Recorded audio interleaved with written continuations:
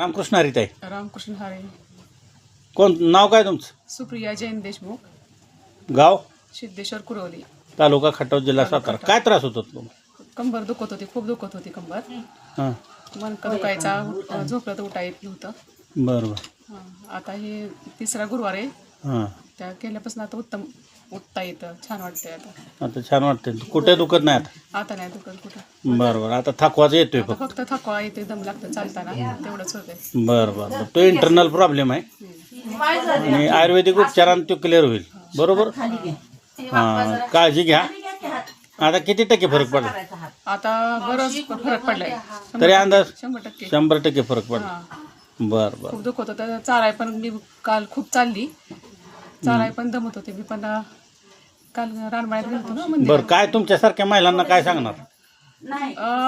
त्यांनी जरूर तुम्हाला भेट द्यावी, तुमची बरं. ट्रीटमेंट चालू करावी.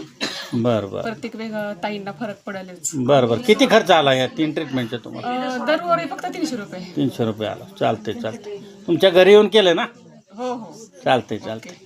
घरी. रामकृष्ण हरी. काळजी घ्या. हरी जय सद्गुरू. हां.